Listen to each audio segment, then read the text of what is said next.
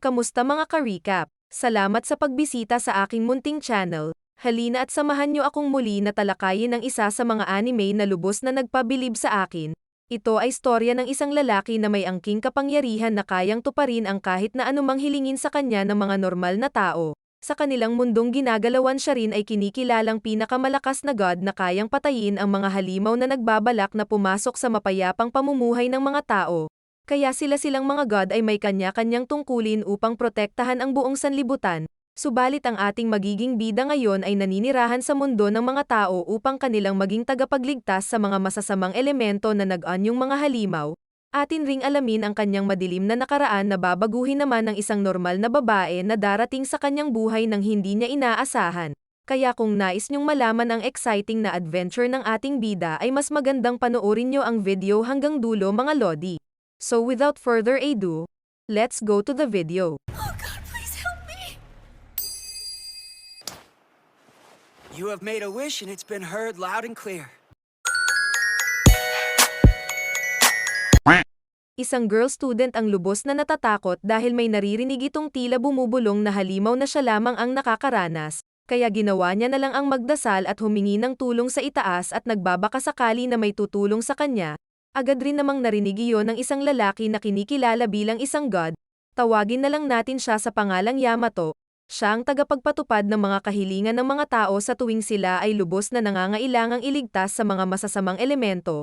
Ang kasama niya namang babae ay kanyang kanang kamay na kung saan sila ang mga magiging sandata ng bawat god na nagmamay-ari sa kanila. Ngunit ang kasalukuyang kanang kamay naman ni Yamato ay hindi na rin nakatiis sa kanya at nag-quit na ito bilang weapon nito. Dahil doon ay kailangan na muling maghanap ni Yamato ng kanyang magiging bagong kanang kamay upang maging sandata. Subalit may isang tawag muli siyang natanggap at humihiling na sana raw maibalik ang kanyang nawawalang pusa na nagngangalan namang My Lord. Subalit habang hinahanap ni Yamato ang pusa na si My Lord ay doon na rin nakatakda ang pagsasalubong ng kanilang landas ng babae na babago sa kanya. Siya naman si Yuri. Ang hilig naman nito sa buhay ay abangan ang bawat laban ng kanyang idol na mixed martial art, kaya ang kanyang mga kaibigan ay hindi na rin maintindihan ang hilig niyang ang iyon, hanggang sa biglaan na nga ring magkukrus ang landas ng dalawa. Ngunit sa biglaan namang pagtawid na iyon ni Yamato sa gitna ng kalsada ay may isang bus naman ang kasalukuyang babangga sa kanya, agad naman siyang tinulak ni Yuri na naging dahilan ng pagtalsik nilang dalawa. Ngunit nakita ni Yamato na ang katawan ni Yuri ay wala ng malay habang ang kaluluwa nito ay nakahiwalay at may malay naman. Agad rin namang nadala sa ospital si Yuri at tila himala raw na nabuhay pa ito at wala ng kahit anumang malalang sugat.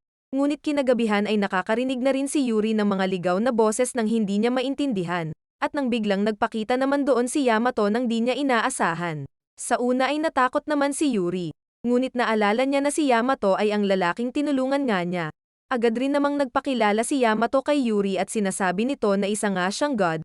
Medyo naguguluhan pa naman si Yuri sa mga sinasabi nga sa kanyang iyon ni Yamato. Nagpasalamat na lang tuloy si Yamato kay Yuri dahil nga sa ginawa niyang iyon.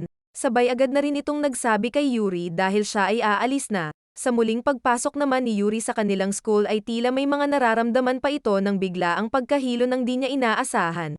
Maging ang lalaking nakita niya rin na si Yamato ay medyo naguguluhan pa siya kung totoo nga ba iyon or panaginip niya lamang.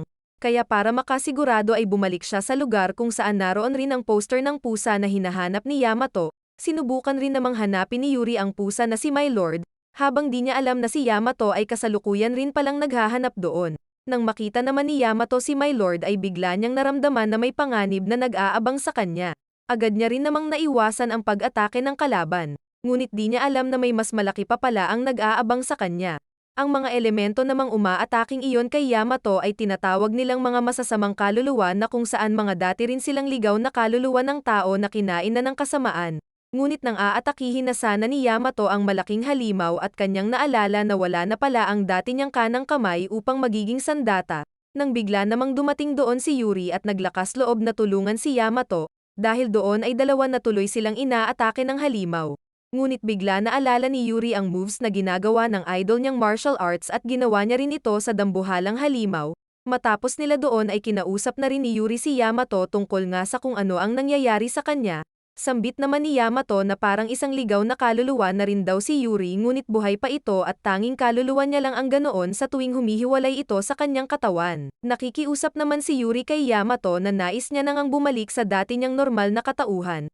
Pumayag naman si Yamato ngunit humingi ito ng kapalit na halagang 5 yen lang naman raw upang tuparin ang kanyang kahilingan. Subalit ang totoo ay hindi rin naman alam ni Yamato kung paano nga maibabalik sa normal si Yuri.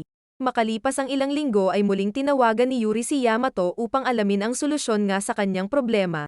Sambit ni Yamato ay kakailanganin niya raw muna na magkaroon muli ng bagong kanang kamay upang maging sandata niya nga. Kaya ilang oras lamang ang nakalipas ay muling tinawagan ni Yuri si Yamato at sinasabing may nahanap na raw siyang magiging kanang kamay nito.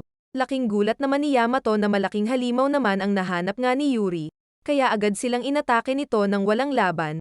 Ngunit may biglang nakita si Yamato na ligaw na batang kaluluwa na hindi pa kinakain ng kasamaan. Agad niya itong tinawag at ginawang sandata niya bilang isang espada.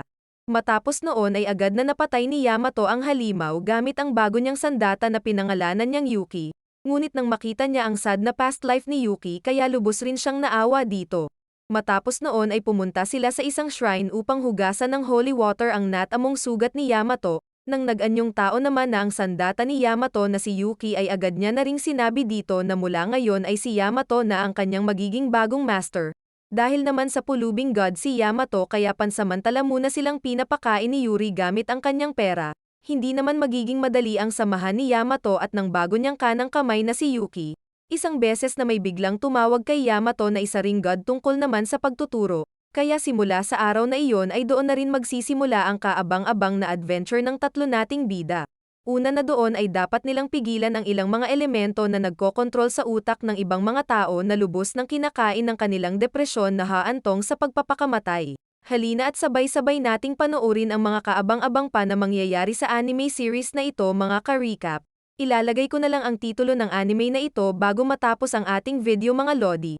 Kung nais nyo pa ng mga ganitong content mga lodi ay mas mabuting mag-subscribe na rin kayo sa ating munting channel upang lagi kayong maging updated sa mga susunod pa nating upload na mga anime. Pwede rin kayong mag-request ng mga gusto nyong anime na aking gagawa ng recap sa abot ng aking makakaya. Hanggang sa muli mga ka-recap. Adios amigos!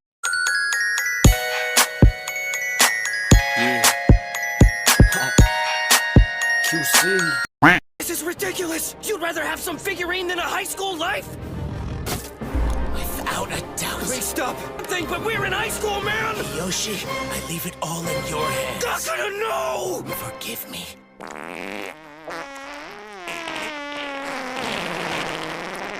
Teacher, please allow me to go to the restroom. By all means, go ahead.